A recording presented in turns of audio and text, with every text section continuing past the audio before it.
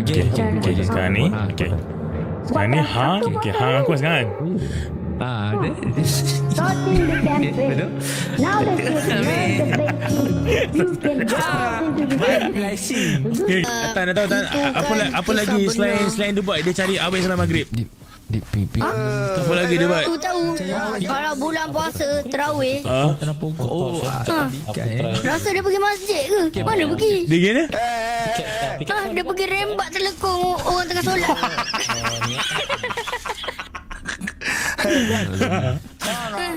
Si hang mana? Reza.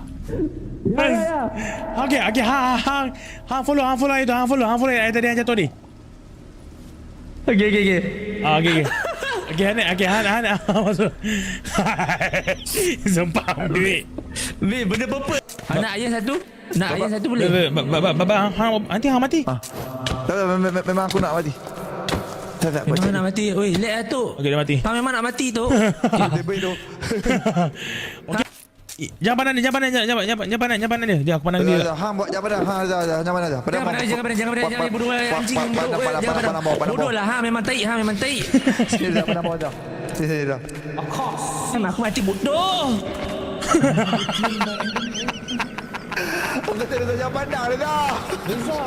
For the moment, okay? Sementara tu. For the moment. Reda, hang tahu kan apa badan dia ni? Hang tahu kan? Ya.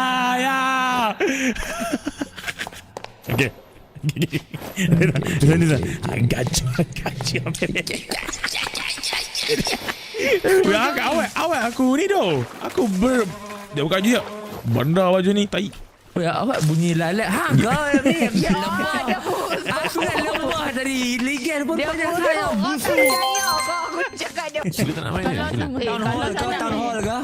Gila. Tak nak meeting. Apa tu? Tak faham dah. Kita kat mana? Legging tu bawah ni aku seret. Bawah tak nak. Ya. Ini kat mana? Ni aku dengar town hall tu. First time dengar.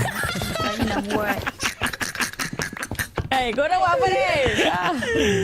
Kita orang tengah RP. Okey, guzi. Guzi.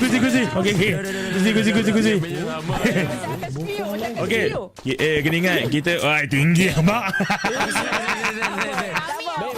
Kita boleh je pisah. Cari popok masing-masing ke apa, tu gerak dua ke tak apa.